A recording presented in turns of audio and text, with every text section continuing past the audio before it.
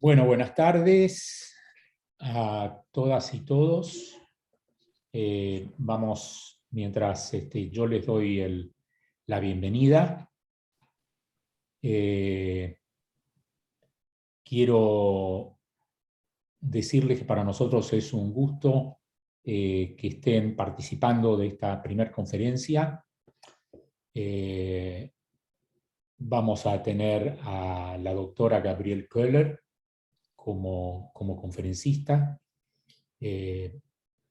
Yo quiero agradecerle muy especialmente a la doctora Koehler su disposición, su calidez y calidad por haber aceptado formar parte de los conferencistas que vamos a tener en el seminario. Para nosotros es un honor que ella lo haya hecho.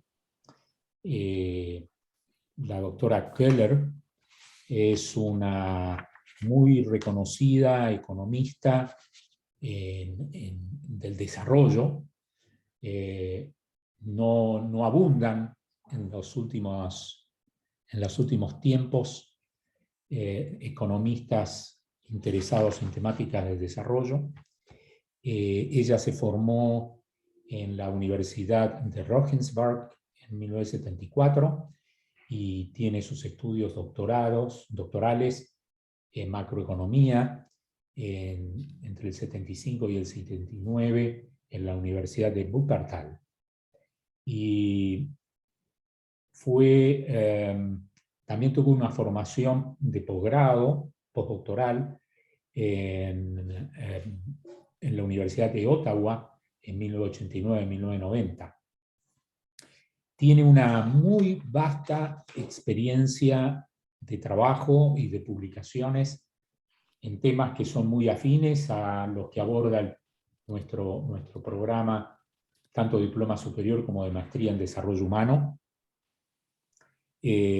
Actualmente, desde 2010, ella es una asociada en la investigación, asociada senior, en el Instituto de Investigación de Desarrollo Social de Naciones Unidas, UNRIST,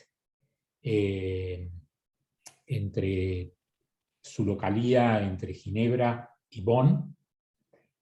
A su vez es profesora asociada del Centro Internacional de Salud, Center for International Health, en la Universidad Ludwig Maximilians de Múnich, y en el programa de maestría en Sistemas de Protección Social Internacional en la Universidad de Hochschule Bonn-Rhein-Sieg. Es a su vez un miembro del board, es decir, de la dirección de una organización muy prestigiosa que es, la traducción al español serían Mujeres Comprometidas por un Futuro Común. En inglés es Women Engaged for a Common Future. Y es miembro electa del Comité Nacional Alemán de UNICEF. Ha trabajado para distintas agencias de Naciones Unidas a lo largo de casi 20 años. Básicamente para la Agencia de Naciones Unidas, la Comisión Económica de Naciones Unidas para Asia-Pacífico.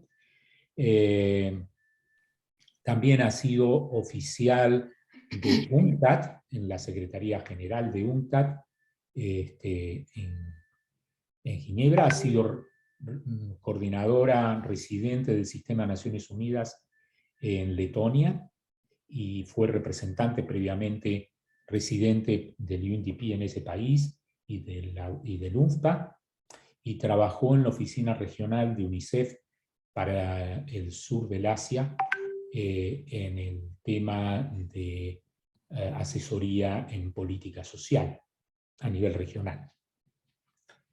Ha tenido varias publicaciones en el tema que nos ocupa. Las últimas son, las traducciones al español serían Coaliciones Creativas para un Mundo Fracturado. Existe una oportunidad para un cambio transformacional o transformativo de ese mundo. Ha escrito con otro colega que va a ser conferencista en este seminario, que se llama Alberto Simadamore, un trabajo sobre políticas de inclusión social, la forma de construir puentes hacia el cambio social. Es un libro publicado y que está disponible en el 2020. También ha escrito un paper muy interesante con una serie de autores, dos de los cuales son muy conocidos por quienes trabajamos en el campo del desarrollo humano. Uno es Des Gasper, un especialista en temas de ética y desarrollo, y otro es Richard Joly, que ha trabajado mucho en temas de desarrollo social inclusivo. Él fue autor de un libro muy conocido en la década de los 80 que se llamó Ajuste con rostro humano, publicado por UNICEF. Y el documento este era una llamada de atención de cómo incorporar el lente de seguridad humana a la Agenda 2030 para el desarrollo sostenible. También puedo mencionar dos trabajos muy recientes, muy interesantes. Uno, los efectos de la protección social sobre la inclusión social, la cohesión social y la construcción de la nación, una guía o un manual para la protección social, y otro que se llama Desarrollo de la política social y sus obstáculos, un análisis para la geografía del bienestar para el sudeste asiático después del cambio social. Y el último que me interesa mencionar, porque es la doctora Koehler es una activista y militante del feminismo, es la implementación en los espacios del G7 y del G20 de las metas de igualdad de género en Alemania. Well, Gabriele, I just mentioned part of your background, your impressive background to our audience. I have to thank you very much your disposition and availability to be part of our annual seminar. For us, is really an honor, and we are anxious to listen to you. I will explain in Spanish that your presentation will be divided in two parts. Va a estar, la presentación de la doctora Koehler va a estar dividida en dos partes, esta primera presentación. La primera de unos 45 minutos. Yo les voy a pedir que por favor ustedes cuando vayan escuchando, vayan tomando nota. Cuando concluyan estos 45 minutos, vayan haciendo preguntas que las voy a recoger para trasladarla a la doctora Koehler, así ella las puede responder. Y una vez que pase esta instancia, ella va a volver a dar una segunda parte de esta introducción de unos 20 minutos, y allí vamos a hacer una segunda vuelta de preguntas o consultas que ustedes quieran hacer. Yo les voy a pedir a todos que no se olviden de cerrar los micrófonos para que la conferencia salga nítida. Ustedes pueden elegir escucharla en inglés o pueden elegir escucharla en español. La conferencia va a tener traducción simultánea. Para hacerlo, en la parte inferior, del centro a la derecha, aparece el signo de interpretación. Allí ustedes hacen un clic y pueden seleccionar el idioma en el cual pueden escuchar la presentación. ¿Ok? Well, Gabriele, we are all ears. Okay, thank you, Pablo, so much for your wonderful introduction. So extensive, I don't know if I can live up to your expectations. And also to say that it's lovely to see, I see all the faces on the little pictures in the top row. And I'm excited to be with you. I wish we could meet in person. So what I'd like to do is talk about global inequalities, global inequities, and I will be using a lot of slides. The idea is just to make it more easy to follow what I'm trying to say. So I will now share my screen. What's happening here? Continue, yes, okay. Yes, okay. Share.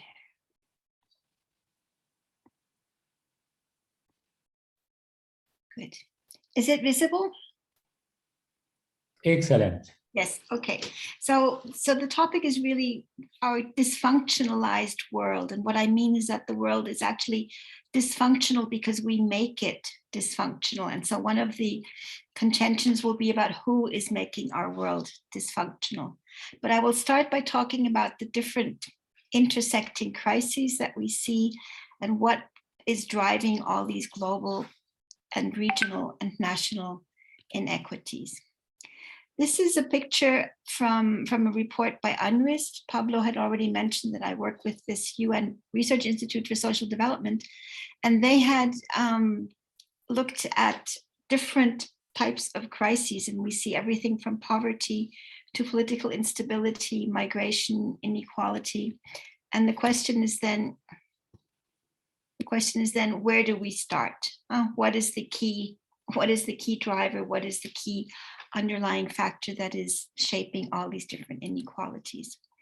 In my view, it is the lack of decent work. It's a lack of work that is on a contractual basis, that has social security, that has social safety at the workplace, that has acquisition of rights, that has trade union possibility, etc. So in my view, because most people, and I'll say a bit more about that in a minute, lack decent work. And that for me is the all-determining underlying crisis of the many crises we will look at. And just to illustrate what I mean, this is data on informal work. So work that is not decent because it is not based on a contract, it is not predictable, there aren't fair wages, there's no trade unionism. People are often on day-to-day contracts, they don't acquire social security. And you can see it ranges from, even in Uruguay, almost 30% to very, very high rates, to very high rates across Latin American countries. In other words, many, many people actually work outside the formal economy. They don't work in the government, they don't work in proper factories. They are in very volatile situations. So I would say that that is one main reason for the inequities, or the underlying key reason for the inequities that we see.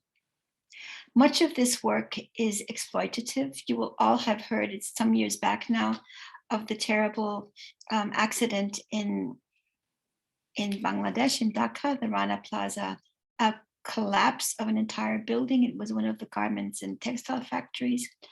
It is more common for the international media to look at such catastrophes in the low-income countries. And that's why I always like to remind that something very similar happened in Latvia, in the capital city of Riga, where an entire shopping mall collapsed. And in both cases, when I say exploitative work, one point that I mean is that the employees were told they cannot leave. They were told it's all right. In the case of the factory, the women workers were saying, oh, there's cracks in the wall, there's something happening. And they were told to continue sewing the outfits. In the case of Riga, the people working in the stores were told, oh, it's not dangerous, and please get the produce out of the shops, and you're not allowed to leave. So very similar oppression of workers' rights to their very life and safety. Oops. This doesn't. Move on. Okay. At the same time, because often adults don't have decent work, children are forced to work. Adults, parents feel obliged, think they are obliged to have their children work. And there's actually 168 million children, and these are very young children, as you can see, are working. I don't mean children between 15 and 18, I mean genuine young children who, of course, in these situations are exploited, who don't get schooling, who don't get enough food, and who are totally exploited and without their basic rights as children. Linked to the lack of decent work is hunger and income poverty and massive wealth inequities. A quote from Kofi Annan, a former UN Secretary General: "In a world of plenty, in a world where there are so many people, the billionaires who can send rockets to the moon or to Mars or wherever, 1 in 9 people still goes hungry every day." And actually these numbers are increasing now. At the moment, we have over 100 million, almost 200 million people living in acute danger of falling into food poverty, into hunger. And as human development experts know, that is basically the core deprivation if people don't even have enough to eat. We can see here that this is across the globe, including in Haiti. It's especially marked, this situation. This is a table showing countries where more than 3 million people are forecast to be in hunger. This crisis refers to hunger crisis. And more of the crisis is experienced in the low income countries in Africa and in South Asia, but also in affluent, as I would see it, Latin America, we have the same predicament. And now with the war in Ukraine, about which I'll talk a bit later in more detail, the war in Ukraine is what they're saying supercharging and reinforcing a 3-dimensional crisis: food, energy, and finance, with devastating impacts. I'm sure you will have read in the media or in your research about the increase in hunger and in poverty due to this effect of what's happening in Ukraine, partly because both Ukraine and Russia are wheat exporters and oil exporters, eating food oil exporters, and also because of the knock-on effects on energy. So if we look at poverty figures, let me just move this a little bit. Sorry. If we look at poverty figures, we see we have different ways of assessing poverty, income poverty. The conventional way of assessing poverty is the $1.90 a day per person in purchasing power parity, which is the figure that the World Bank likes to use, which is a very low number, because I think, as we all know, if any of us had to survive on $1 a day per person, we would not get beyond our cup of coffee and tea. So I think it is more meaningful to use $5.50, even that is a very low figure. And so if we use poverty headcount at $5.50, including China, we look at the brown figure and we see poverty has decreased. If, however, we use the $5.50, this is with China, I'm sorry. And if we, however, use the $5.50, so the relatively more indicative figure on income poverty, and we look at the headcount, we see that without China, actually poverty has not decreased. We're at 2.5 billion people. This is figure from 2015. And we'll see that in the past few years, this number is going up and up.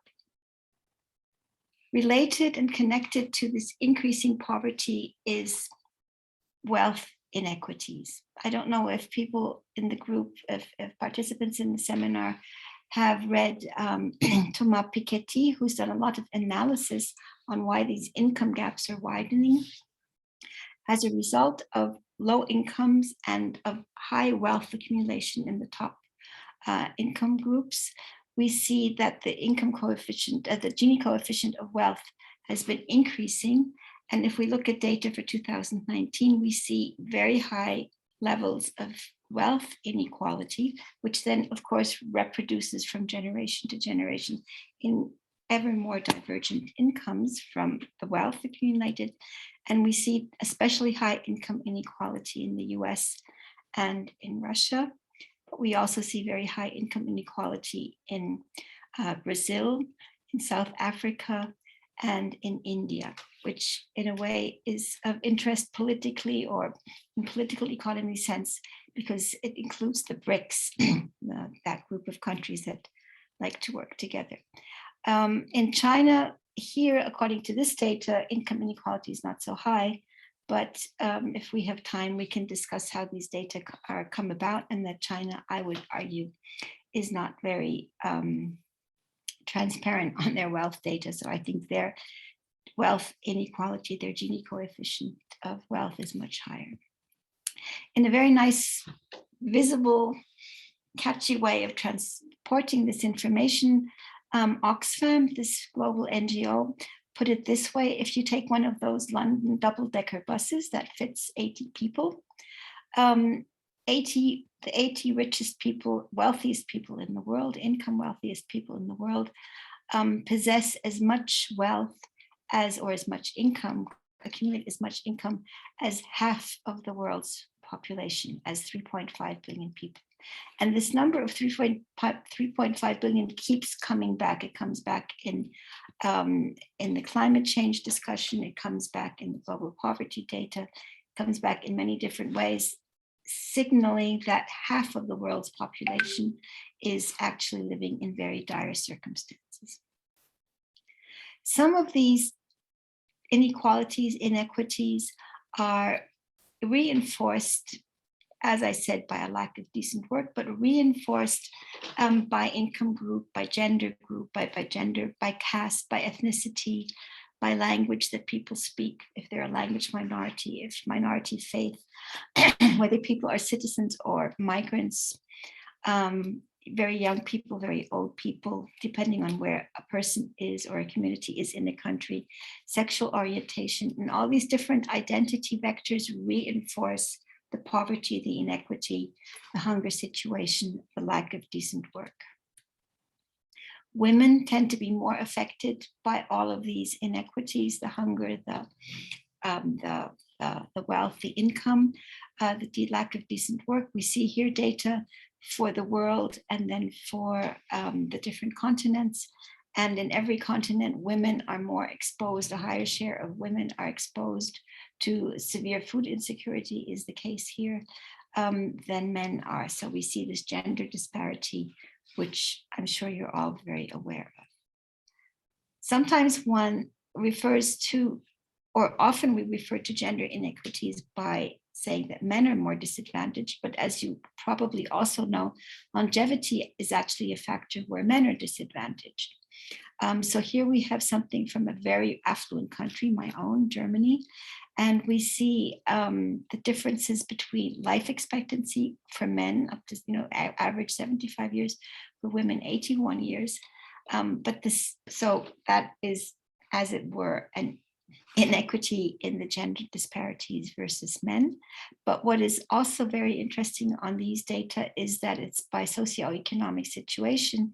And we see both for men and for women, the highest longevity, so the best health outcomes, the best social outcomes, if you will, in the richest parts of Germany, which is down here near to where I live, actually, south of Munich. Whereas we see very deprived areas with very high unemployment, with lack of decent work, where the longevity is very much affected and people have much shorter lifespans. Another factor, or another table rather, showing the differences in life quality of life, human development, if you will, is related to the COVID situation. And we see here data from the United Kingdom on differences in mortality by gender and ethnicity. And according to this Office of National Statistics of UK, 5 times more likelihood of dying from COVID of people who are Black, who are Bangladeshi or Indian or Bangladeshi, Indian or Pakistani origin, other ethnic groups, than compared to white people. So a much higher inequality, inequity in health outcomes because of different access to health services because of more exposure to indecent work, bad work conditions, and also because of lifelong inequalities in terms of access to food and education and other factors.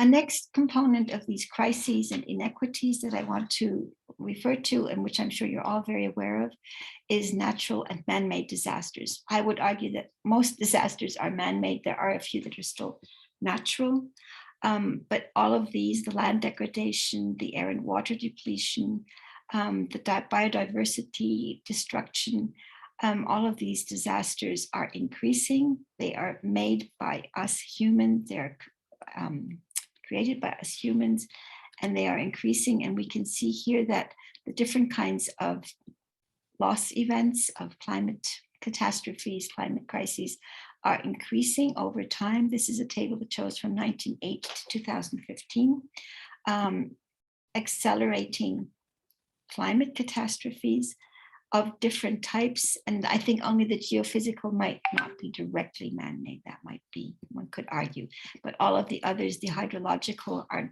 due to CO2 emissions, meteorological the same.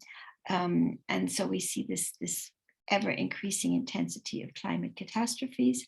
And here we have this number again, 3.3 to 3.6 billion people, so more than half of the world population, live in hotspots of high vulnerability to climate change.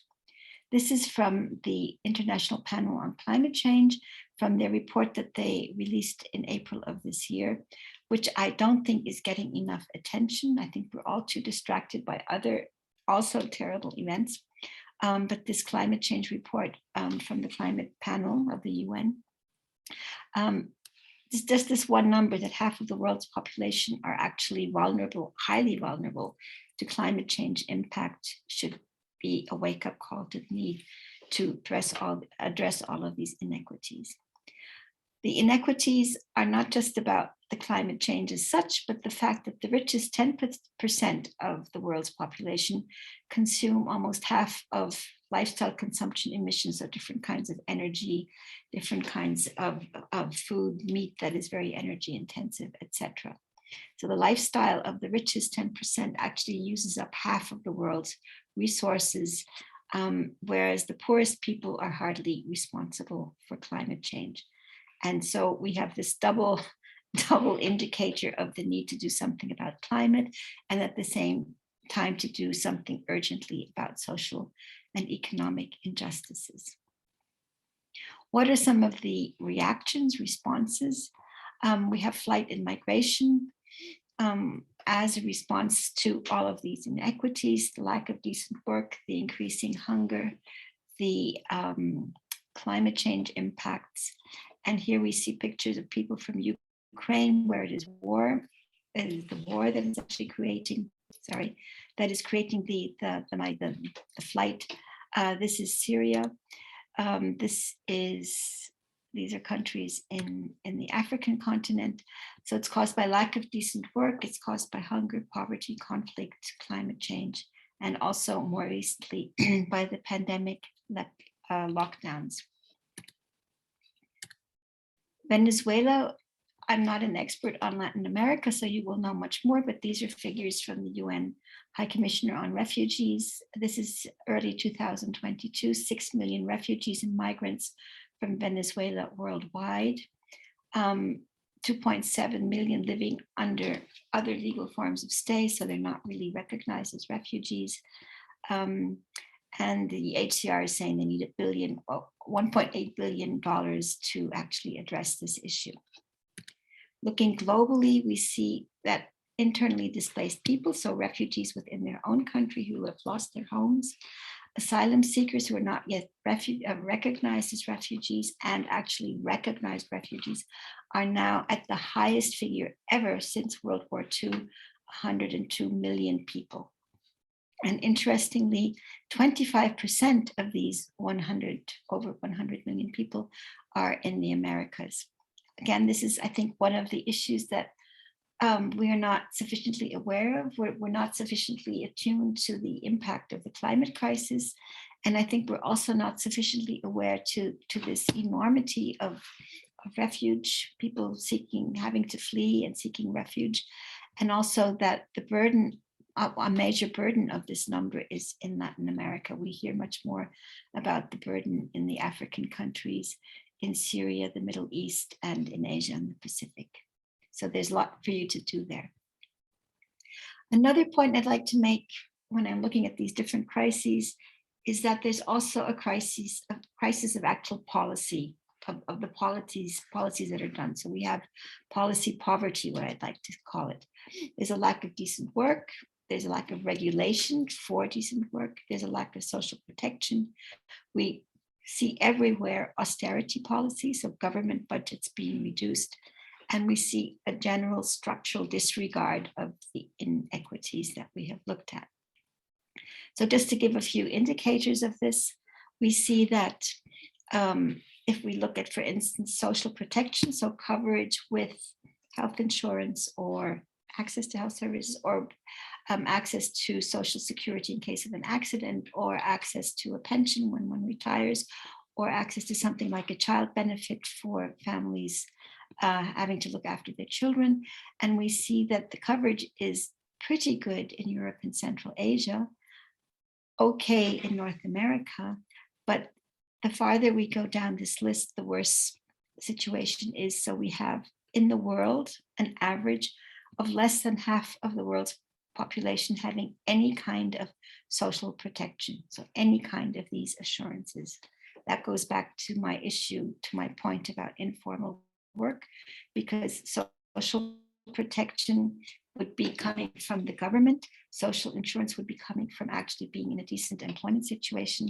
And so we have half of the world, more than half of the world not covered by any type of social protection, social insurance. And if we look at health services, access to health service, you are probably aware, we'll talk about the SDGs next session on Wednesday. You'll probably know that there's a call for universal health coverage everywhere. And as we can see, very few countries actually have universal health coverage, meaning that people have access either to a model where you can go to seek medical services, go see a doctor, and it's free at point of delivery because you're paying from your taxes, or where people have a health insurance that covers their medical costs and medication. And we see that very few countries actually have high coverage. It's Canada, it's China, it's Australia, and it's Brazil. But most countries have low coverage, and this again feeds into something that I'd like to show you here, the health expenditure out of the pocket, meaning that people actually don't have health insurance or free health services and pay 10% or more of their budget for health services. This is what is often called catastrophic health expenses. As you can imagine, if a community or an individual family is living very close to the poverty line, their income will be totally used up for food, housing, maybe a little bit for transport. And if there's any kind of health shock, if there's an accident in the family, someone falls ill, and they have to pay for this health access out of their pocket, it usually completely depletes any savings there might be. They go into debt, and it is, for those who are not yet under the poverty line, a descent to the poverty line. And for those who are already under poverty, it is an extremely acute situation that usually leads to hunger. Just to go back to coverage, we also see very low maternity benefits.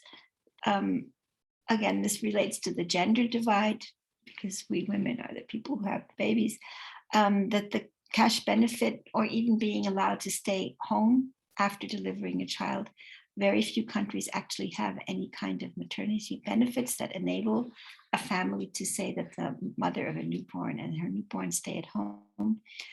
So again, this is a huge indicator of inequity. It's an indicator of not decent work, because it should be part of one's work contract. And it's an indicator of income inequality and of hunger in many cases.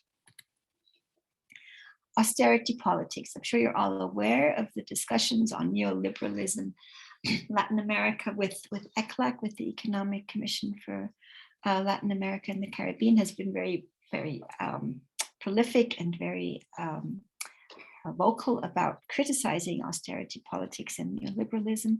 But what we see in many, many countries, despite the protests, that after a short change during the COVID pandemic, when very many governments went out of their way to actually increase fiscal expenditure, most countries now are going back into fiscal contraction, either with the argument that they have to recap the revenue, the overspending that they had done, spending more than they had, having more expenditures on the government budget than they had revenues, or saying we don't want to be in deficit, or having to finance the debt that they had incurred, and so that the debt service is actually using up more of the government budget. And so we see very many countries over the next few years planning to decrease their budget, their fiscal budget, which then means that there will be less resources available for addressing hunger, getting decent work regulation, addressing social security, social protection, social services. And the corollary of this is that while there's a big trend towards austerity in fiscal budgets, there's at the same time a big increase in military spending. This is an example from the European Union, and you can see the approved budget exploding in the past years, the approved budget for military expenses, and how this has increased. The orange color is the previous budgets for these different components of this defense spending. And so we see a huge surge in military budgets, and we see this across the globe. Finally, we have violence. You might be aware of the works, the writings of Johan Galtung, who's a peace researcher, who has this notion of structural versus open violence. Structural violence being these general inequities, this permanent oppression of freedom of speech, freedom of association, freedom of the media, and then open violence being actual oppression, direct violent oppression. And as you might know, there are increasing numbers of murders of human rights defenders, climate rights defenders, human rights defenders. And this is data from The Guardian from this, I think from last month. And we see several countries in Latin America and in Central America with very high numbers of killings of human rights defenders. These are individual people. You could also do it as a percent of the population, and it would look a bit different, but enormous numbers and increasing numbers every year of people being killed as human rights defenders, climate rights defenders, or journalists. And these armed conflicts have been increasing. Here we see a map of where at the moment there are armed conflicts, open wars, either between groups within a country, and now most recently with Ukraine, for the first time in a long time, an actual invasion of one country across a border. The severity of these conflicts is increasing, and then of course the number of people who are displaced increases as a direct and indirect result of these conflicts. I would argue that the invasion of Ukraine by Russia is slightly of a different quality, is the wrong word, but of a different nature than the other conflicts, in the sense both of the structural violence and of the open violence, because in addition to being extremely abusive with horrible human rights violations, it is also legally different from other conflicts because it is in breach of the United Nations Charter, which commits to every country's borders being sovereign, being inviolable. And so it's legally different, as it's a violation of international human rights, international rights and international law. Of course, the pain inflicted on society is the same regardless of the nature of the conflict. But just to say that this is perhaps one reason why there's so much attention now to the Russian Russia's invasion of Ukraine. So to sum up, some crises are chronic, like the lack of decent work, like the income poverty, the social exclusion, the hunger, the disasters, the climate disasters, the policy poverty, having bad policies, and we'll talk more about this in the second part of today, and these massive inequalities that we see. Other crises are acute, armed conflict, armed persecution, the migration and flight and the pandemics, but of course they feed into each other. They're interrelated, they're intersecting. Lack of decent work leads to migration. Income poverty and hunger lead to fighting over resources. The climate change leads again to more migration and flight, which then creates stressors on the home receiving economies, and the pandemics in turn create more pressure on societies and economies. So we have this lack of decent work, we have the new conflicts, we have the policy poverty, and in a very effective, I think, display by the International Panel on Climate Change. They try to show how these different crises are interrelated. So if we have increasing heat and drought, that leads to reduced crop yields, leads to more food, higher food prices, leads to hunger. The heat stress leads to reduces productivity, reduces household incomes, and all of these effects are interrelated, reinforce each other, make each of these crises worse.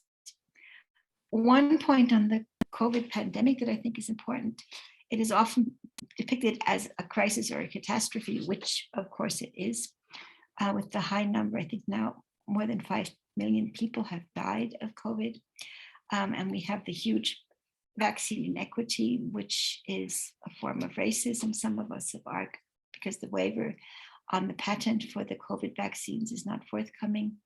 But actually one could say that the pandemic just merely revealed the depth of all these other crises. It made more visible the systemic, the structural, the continuous political, economic, social, and structural inequities.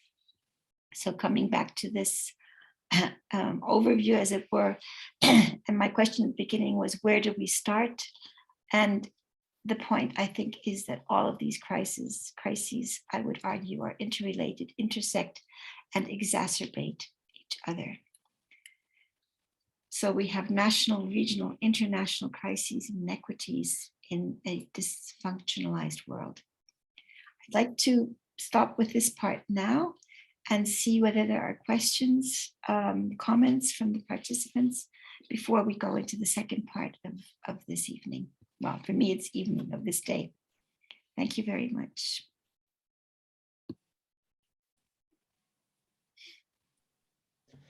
Muchísimas gracias. Thank you so much, Gabrielle. Hay por ahora tres preguntas, pero ustedes pueden seguir haciéndolas. Por favor, escríbanlo en el chat, las preguntas. Yo las voy a leer, se las voy a pasar a Gabrielle para que ella vaya respondiendo. Yo creo que ha sido muy importante que tengamos conciencia de dos cosas. La primera, que estamos viviendo una crisis global que no solamente afecta a América Latina, que en muchos aspectos también afecta a países desarrollados, pero por supuesto mucho más a los países en desarrollo. Segundo, que dentro de gran parte de los indicadores que mostró Gabriel, América Latina, nuestra región, está muy fuertemente golpeada. Piensen ustedes que América Latina, a nivel demográfico, representa un 8% de la población global. Sin embargo, ha sufrido el 25% de las víctimas del COVID, es donde viven proporcionalmente más pobres, donde la desigualdad es mayor. Es decir, que hay cuestiones estructurales en nuestra región que si bien forman parte de una crisis global, a nosotros nos afecta mucho más. Gabriel, there are 3 questions. The first one, I will write, or I will tell you, there are 2 in English. One from Maite Vera, you can read it. Dice, la voy a traducir al español, el tema del empleo informal es un tema que... I can see it here, actually, thank you.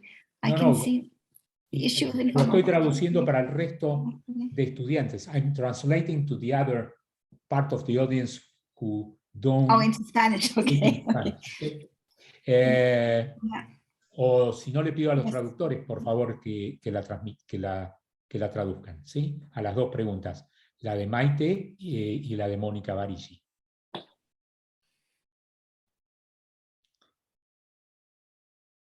Yes. Y la tercera, the third in Spanish is, which would you recommend in this time in order to confront the post-pandemia situation or scenario? Policies related to confront with the fiscal deficit, anti-cycles, or policies pro-cycle, pro-growth? Okay. Okay.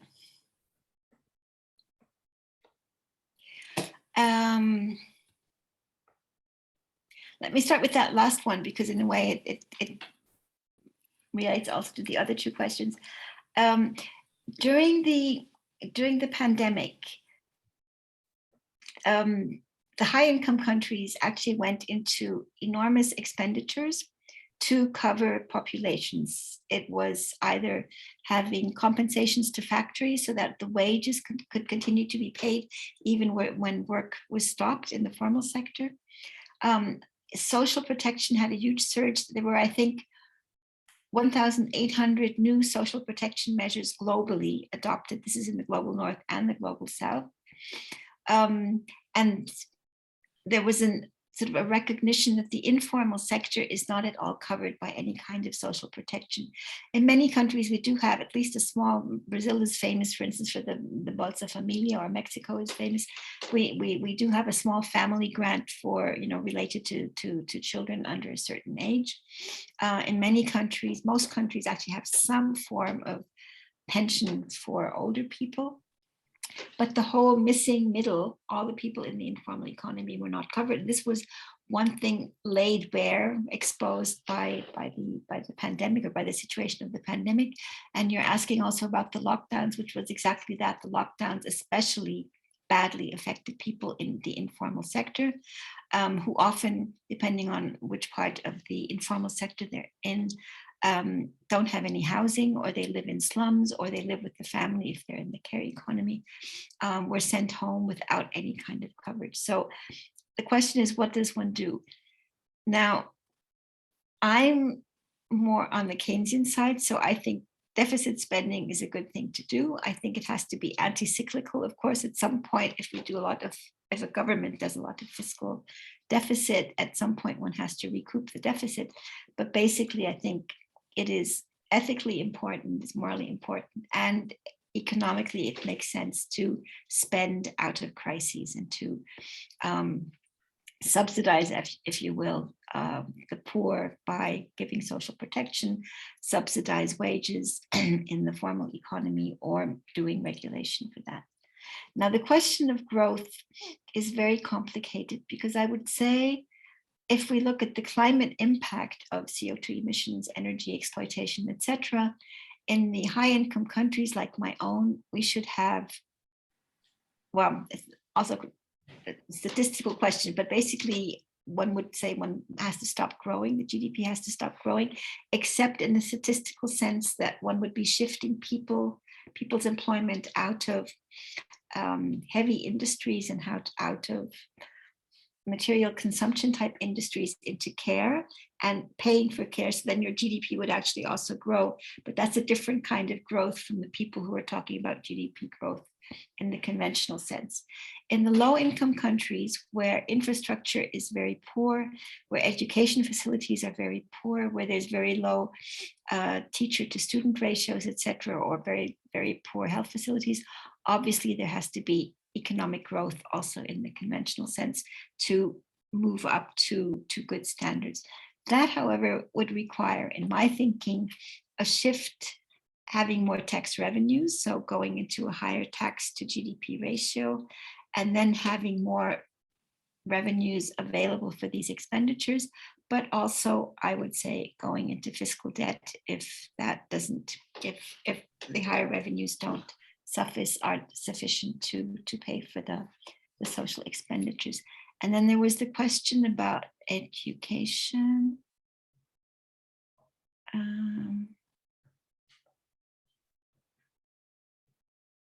Absolutely, education.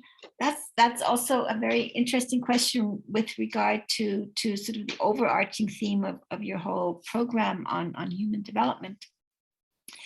If you were to look back, most of you are very young, so if you were to look back into the MDGs, you would see that the MDG, the Millennium Development Goal target regarding education was just primary education for all. And then with the SDGs, one realized that primary education in a highly technicized world where IT is so important, where international communications are so, or national, but also, using internet, etc., communications are so important. It is vital for everyone to have at least secondary school qualifications. So education is extremely important. And again, in education, we find huge inequities. I don't have any statistics on that before me, but we're happy to send some later. Just like there's the inequities in life expectancy by gender and by location and by employment, we have the exact same phenomena when we look at by ethnicity, by language group. We have the exact same situation and crisis in the education sector. Who gets to go to school, who gets to stay in school, who gets what kind of an education, etc. I see there are two more questions.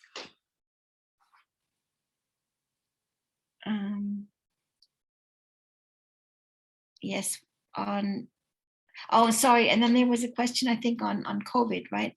I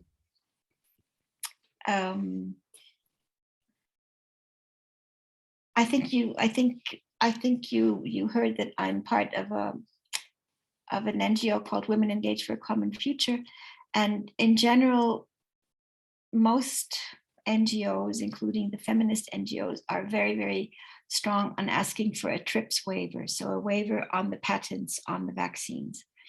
As you might know, Germany developed one of the COVID vaccines, the company BioNTech, and Germany is refusing to waive the patent.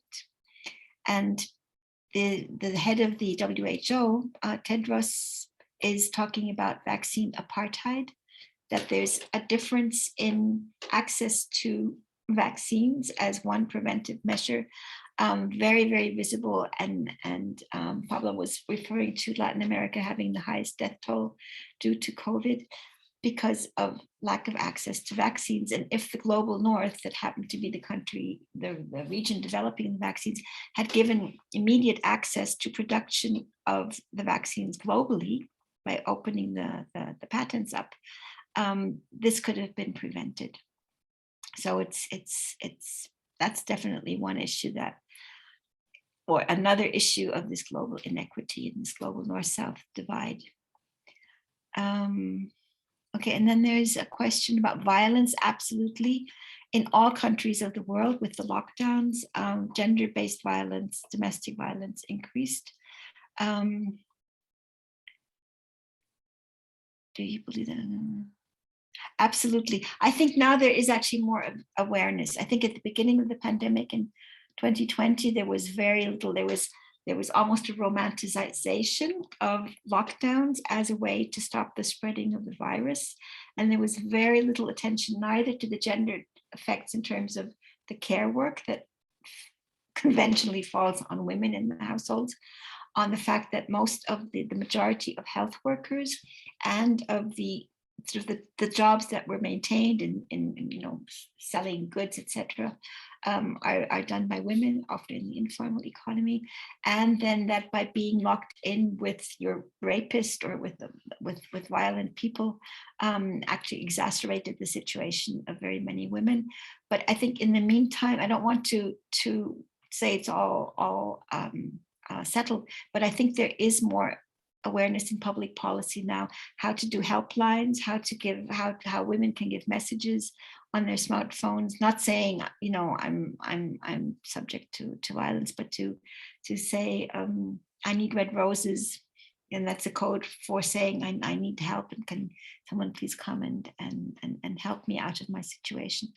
But definitely in 2020, there was hardly any awareness of gender-based violence as a connected point to the lockdowns. And then there's a question in Spanish, which someone would need to translate for me, please.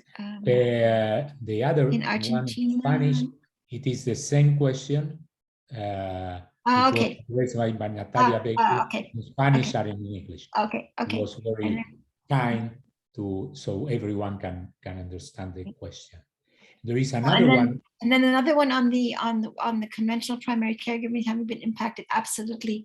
In Germany, there's been a debate now about retraditionalization, that more women stayed home in the pandemic when there was the need to look after, when there was homeschooling, children staying at home, or young children staying at home, not being able to go to care services.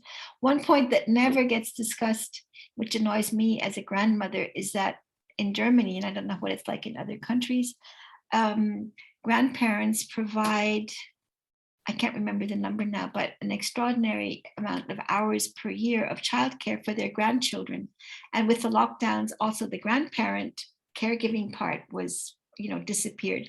So all of the burden of looking after children or looking after people who are not well in the family fell on the woman in the household or the women in the household. And so one feminist demand is, of course, that caregiving, care work has to be remunerated.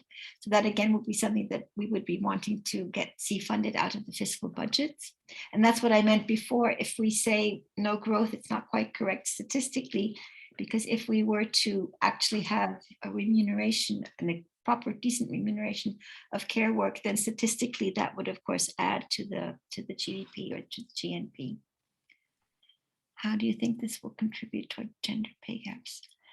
At the same time, yes, absolutely. At the same time, we need to really have, first of all, with the care work itself, I think the care work also needs to be redistributed, even in terms of time budgets.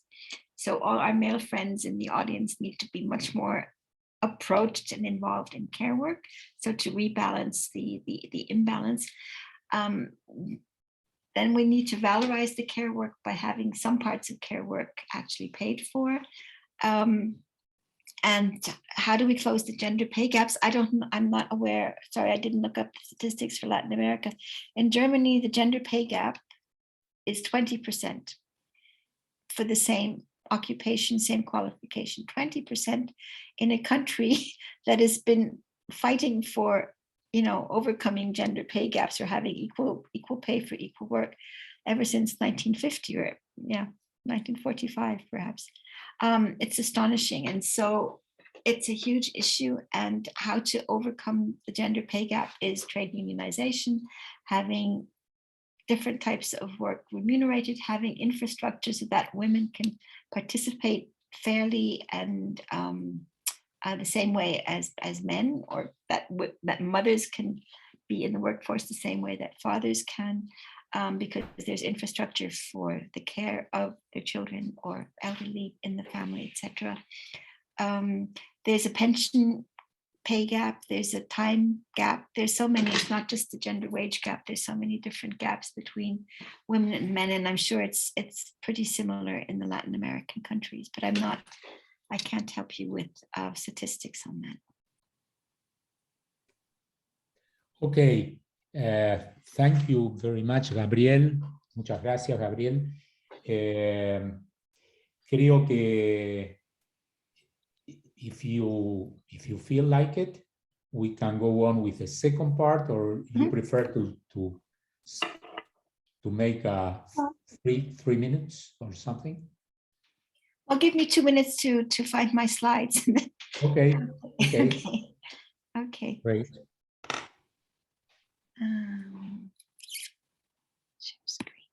Yes.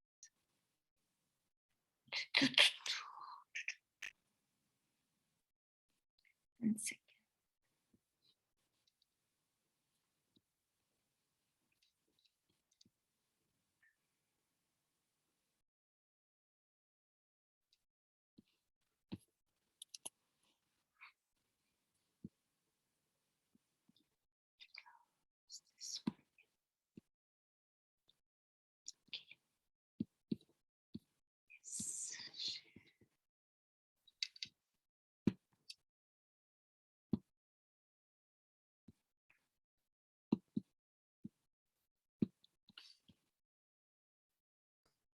Como ustedes habrán escuchado, la perspectiva de Gabriele a lo largo de toda su exposición está respaldada por un enfoque de derechos en las políticas públicas.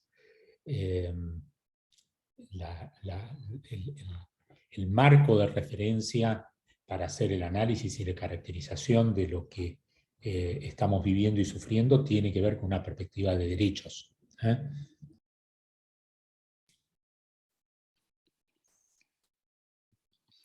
Now, 1 second, I'm just share screen. Yes. Okay. Good.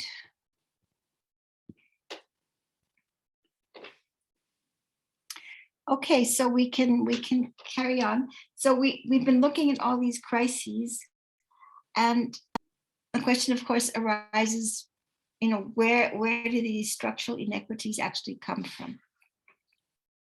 And so going back to this overview and where do we start, my contention is that if it is correct that the lack of decent work is the core and the all-determining underlying crisis, then we of course need to look at national production, but we also need to look at global production chains or global production channels. And we need to also look at what governments are doing. If it's correct that decent work is at the core, or the lack of decent work is the root cause of these inequities, then my contention again would be that what we see is something that I call hyperglobalization or unfettered capitalism, a form of economic activity that is not reined in by social policy, by economic policy, or as Pablo was just saying, by a rights-based approach. So if we have this, if we agree that there's a lack of decent work, that there's exploitative work, the question is then, one question of many, of course, is how does production get organized globally? And what we see since the 1980s is an increasingly splicing up, chopping up of the production of goods and services. And so we have these global value chains, these global supply chains, which in a way is an international sharing of production of goods and services. It's broken up into inputs and activities that are carried out in different locations, either in different parts of the same country or in different countries. And with the inputs for complex products, for mobile phones or whatever, taking place in different places. Global value chains or supply chains are predominantly found in agriculture with the different products of food or flowers, etc. In mining, there's a lot of talk about, or a lot of critique, of course, of conflict mining. It's found in textiles and garments and shoes. It's found in electronics. It's found also in services like IT services or in care services.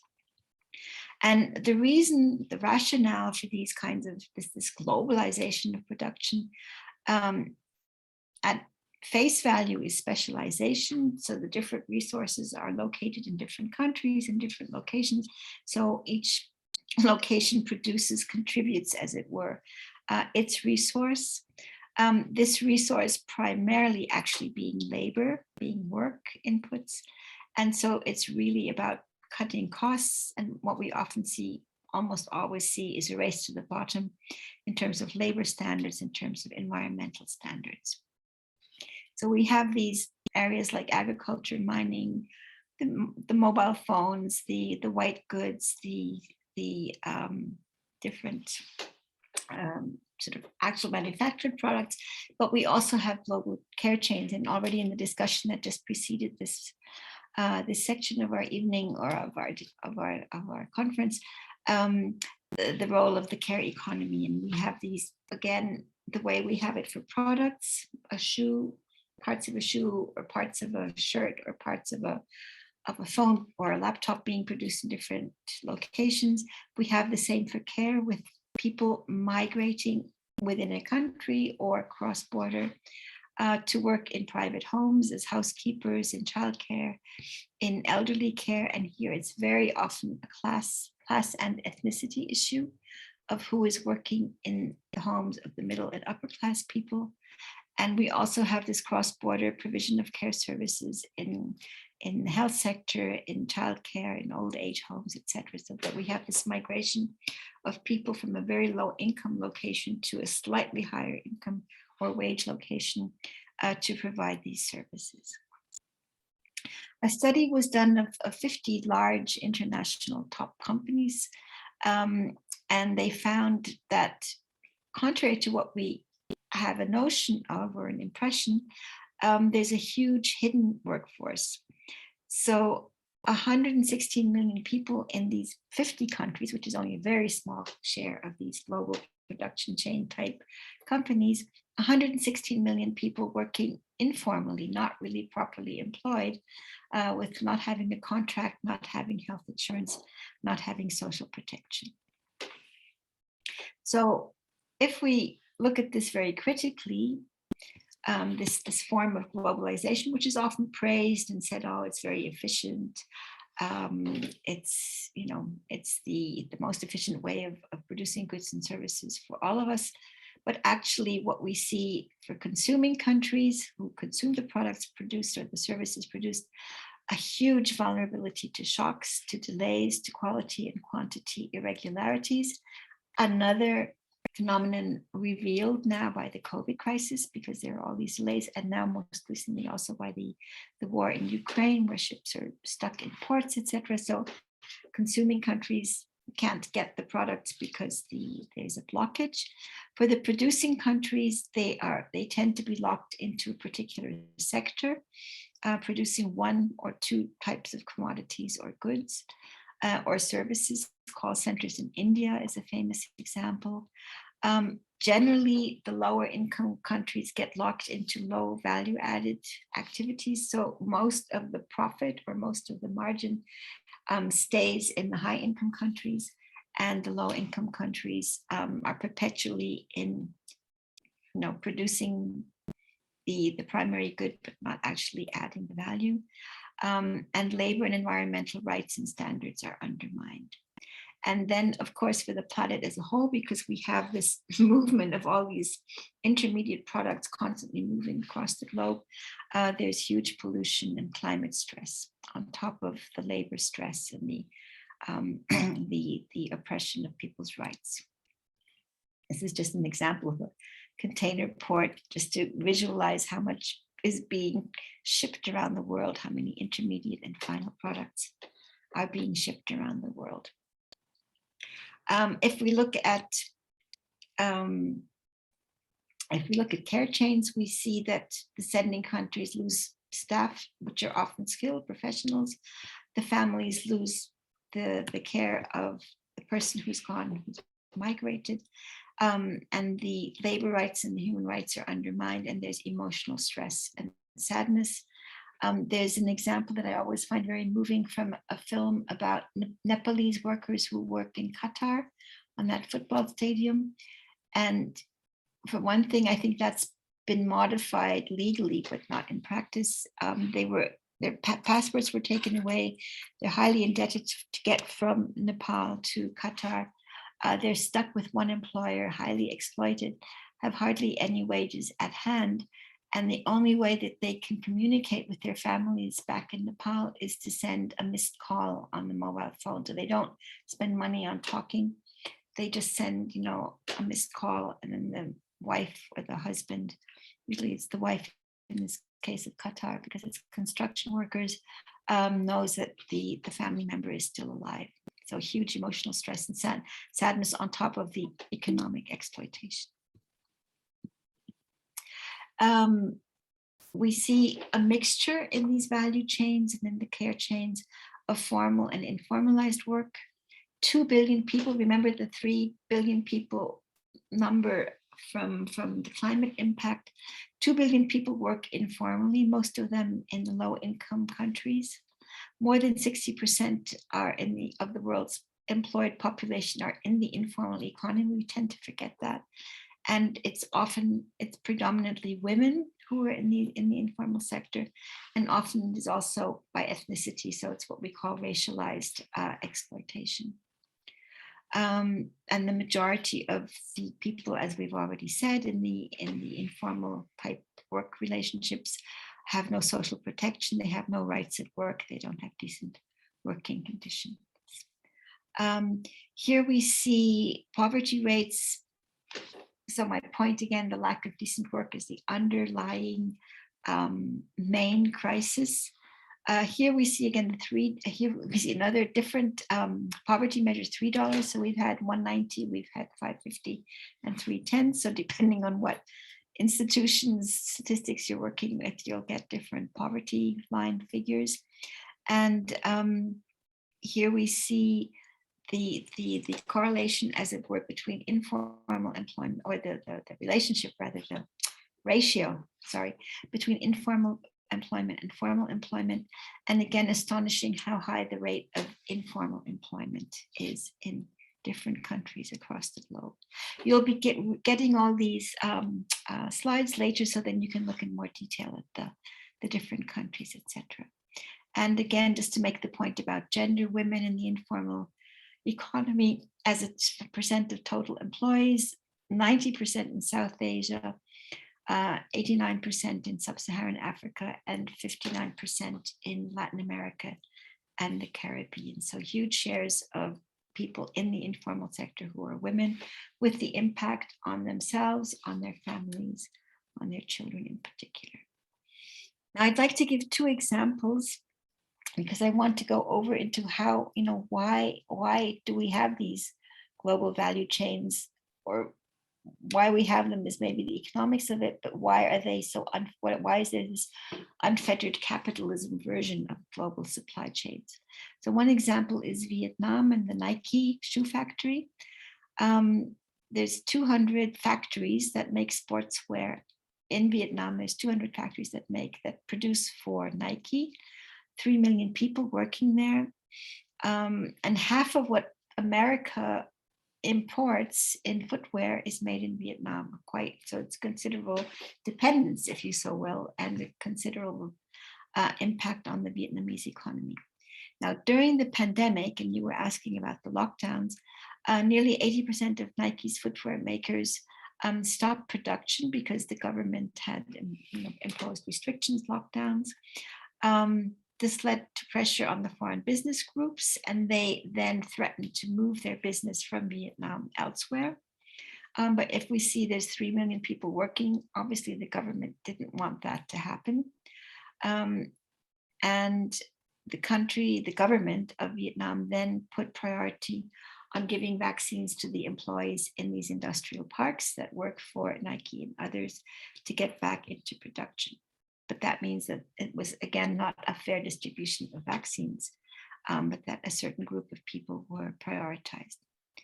And then the 2 governments of US and Vietnam agreed, or rather, not the 2 governments, but the government of Vietnam agreed with the chief of Nike that Nike will continue to expand its investment in Vietnam, and the government would make sure that enough workers would be available, that they would be healthy and would be in the industrial parks and continue the work.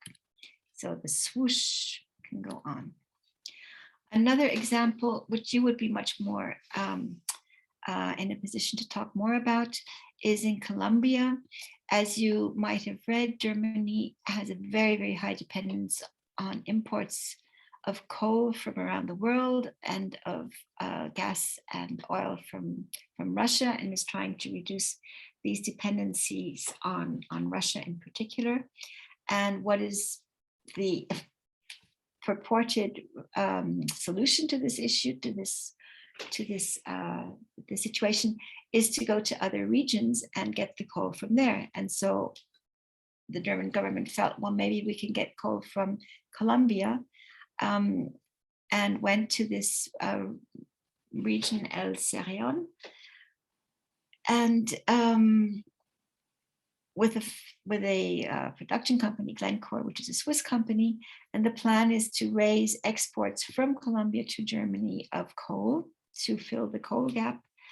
But this mine is in a region where indigenous people live, and they were not consulted. It's the land of the Wayuu. Already there have been great fights over the river that was diverted in order to expand the mine. It's very harmful to the environment, and it's against all conventions on consulting populations living in a certain area, especially indigenous populations, if one increases exploitation of a natural resource. But here again, we have, two governments working together. In the case of Vietnam, it was one government, the Vietnam government and the company. Here we have two governments, Germany and Colombia, colluding, if we put it, explicitly, colluding to exploit a coal mine in a region that actually belongs to indigenous people. So we have this hyperglobalization, we have this lack of decent work, we have rising inequities, and we have a lack of industrial regulation and value chain regulation. So who does that point to? It points us in the direction of what are governments actually doing, because it would be their job to address these situations. So ideally, and in a properly functioning world, the norms, the promises, the commitments of governments, according to most constitutions, if you read them, is to guarantee the rights of the population, at least of the citizens, if not of all residents. Governments profess that they would guarantee decent work, that they would create human development or societal well-being, and they have the task of raising public finance to finance social investments. That's the idea. But the reality is that governments increasingly, or maybe always historically, have been promoting the interests of elites and the interests of business sector. The interests of the business sector often go through the detour of saying one is guaranteeing employment. So by attracting business or supporting business or making business situations profitable, one is ensuring employment for the population, but it's a very short-sighted view. Instead of actually increasing the well-being of people and putting people before profits, we see this interest of business and elites promoted by most governments. This often happens through attracting investments, so attracting these global production chains, these global supply chains, often building industrial zones or export processing zones, and giving tax advantages to business so that one is attractive to the country, to the company to come and locate in one's location. We even find competition within a country often to give very good tax advantages or very smartly equipped industrial zones, export processing zones. So there's competition even between locations within a country to attract them, because one wants the employment, but also one wants to be favorable to business. How does this happen? What we see in very many countries that governments are not just favorable to business, but they're becoming more and more authoritarian. This is a map from Civicus, also an international NGO, which has a certain way of a certain set of indicators to show the degree of lack of democracy, lack of freedom of the press, freedom of elections, freedom of civil society, rights of civil society, recognition of human rights, the right to protest, the right to demonstrate, etc. And so if a country is closed, it means that all of these basic political rights are not available. That's in all the countries that are in red here, but we also see very, very many countries where the situation is repressed. So many of these rights are oppressed. And we have many countries where it's narrowed. There's very, very few countries that are here, according to Civicus, still open societies in the sense of being democratic societies. So that means that this promoting of business interests, promoting the attraction of value chains, which are ultimately exploitative, that less and less governments are receiving pressure from civil society or receiving pressure from trade unions or from women's organizations or from ethnic minority groups. Increasingly governments, fewer and fewer governments, the other way around, fewer and fewer governments are exposing themselves, are allowing that kind of pressure, which would then hem in the activities of business and say, no, we have labor standards, we have human rights standards, we have environmental standards that have to be complied with, and this has to be enforced. So this rise of authoritarianism across the globe is one of the reasons that this globalization is becoming increasingly exploitative, and that decent work is becoming more and more rare, and that the income poverty and the wealth inequities are increasing. So increasing numbers of countries are regressing politically, undermining political freedoms, partly as a way to oppress the inequities, or rather to oppress the protest against inequities, partly as a result of the inequities, and also because of economic and climate pressures, this competition amongst countries trying to attract businesses.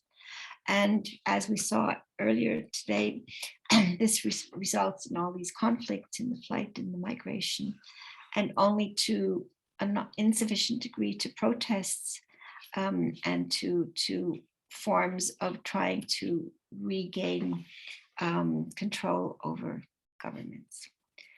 So we have all these interrelated crises, and we have a dysfunctionalized world. We have these global value chains. We have nation states that are not in a position to, or not willing to, rein in, to hem in these global value chains and ensure decent work, decent incomes, close the gender pay gap, and see to it that there's respect of the environment, that we operate within the planetary boundaries. So this is as far as I wanted to go today, and I want to hear your questions. But just to say that next time on Wednesday, we'll be talking about what is available globally, internationally, at the UN and elsewhere, to actually address these dysfunctionalities, and to, what kind of human rights instruments are there? What can civil society do? What can academics do to actually get us out of this dysfunctionalized world? So curious to hear your questions. Thank you. Muchas gracias. Thank you a lot, Gabrielle. I'm sure that we have much more questions when we see these figures, these pictures. No sé si ustedes tienen preguntas para agregar. Tenemos unos 10 minutos, 15 minutos para escuchar a la doctora Koehler.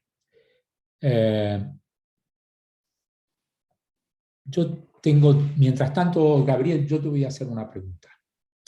I'd also be interested in if you have examples of these global value chains in your countries, or of governments not being sufficiently resistant.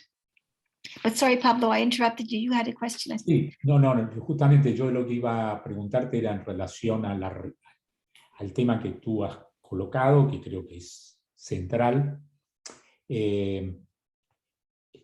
Al menos en muchos de los países, entre comillas, más desarrollados de América Latina, hay un proceso de reprimarización de sus economías, producto de la globalización. Es el caso de Brasil, de Argentina, del modo México, los países más grandes de la región, Chile también.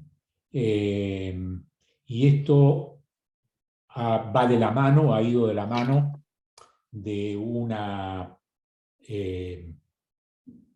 digamos, una pérdida del empleo decente, el empleo más formal, ha ido incrementándose el empleo informal, las relaciones de empleo formal se preservan básicamente en el empleo público y en los sectores de más alta productividad, vinculado a las cadenas globales o a los productos más relevantes. No en todos los casos, pero sí en muchos de ellos.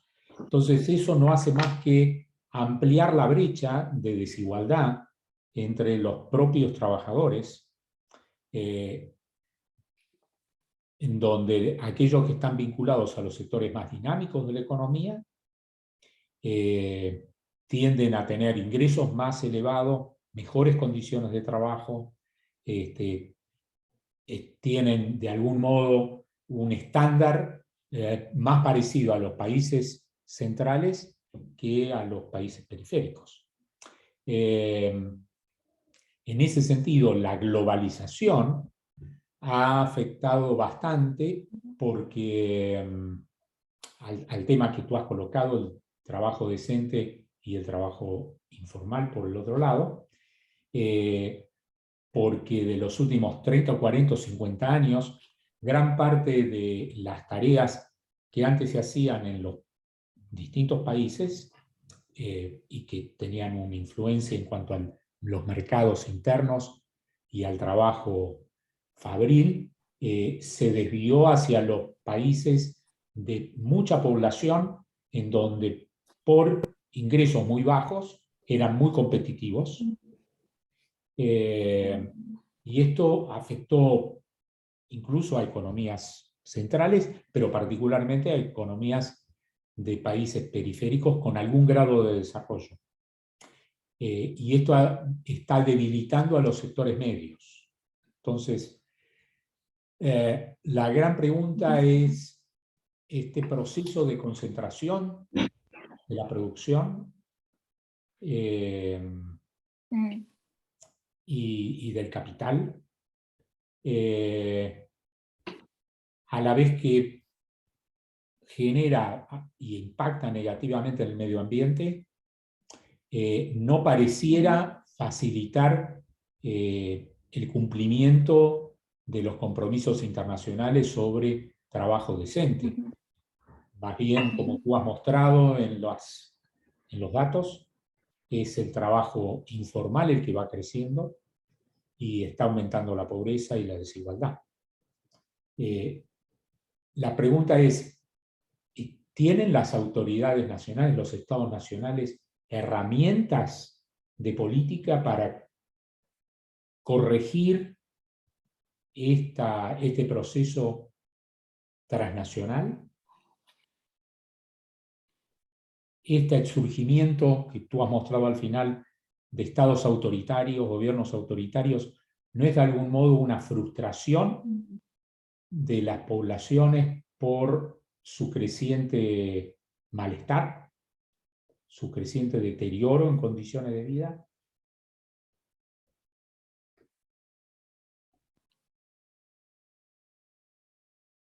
Yeah, I agree. I think there's like a correlation between increasing inequality and increasing authoritarianism to oppress the resistance against the inequalities and inequities. One factor in these global value chains, of course, is the role of China, which when was it, around 1980, 85, started these export processing zones and became, as they call it, the factory of the world for many of these products that we were talking about, and created huge competition with all other, at that time, low-income countries.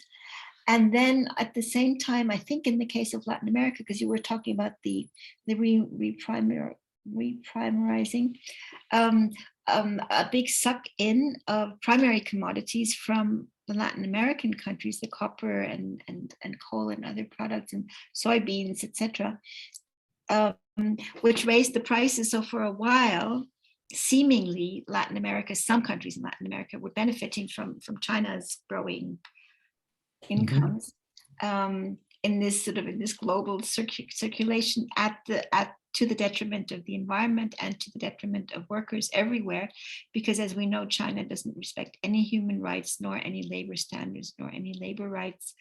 The only segment where, pro-Chinese analysts would say something has happened is that China does have more social security, more social protection than other countries. And there's notionally universal healthcare provision, etc.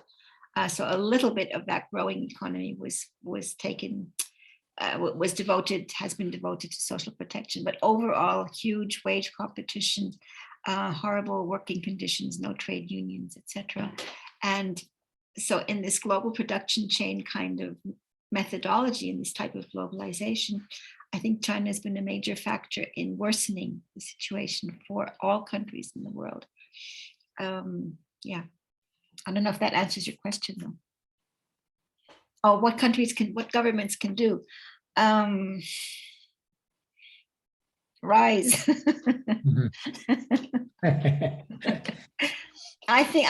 There's so many effects. Also this phenomenon globally that trade unions are decreasing in numbers, that because of the informalization, so less and less people are in trade unions, civil society is being oppressed. So, as I was trying to say, if we had governments functioning the way they promise, if we look at the constitutions of most countries, they look quite benevolent, as it were. And if we don't have civil society, if we don't have street protests, if we don't have trade unions, the governments don't fulfill their commitments, their promises, and then it's very hard to then. And then there's the competition amongst the countries. So it's very difficult to actually come to a fair globalization. This road, what is it called? The high road to development. Yeah. Okay. There is just one question here related to the last.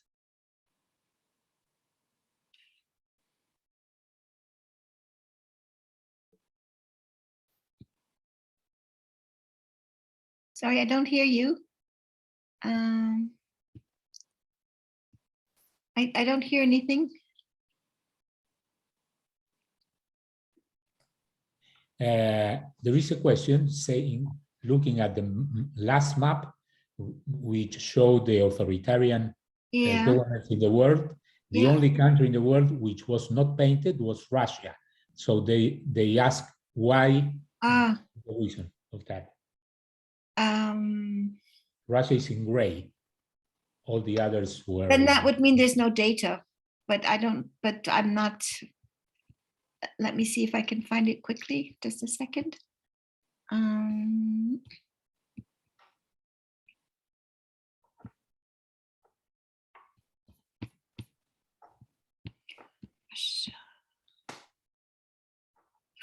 Yeah.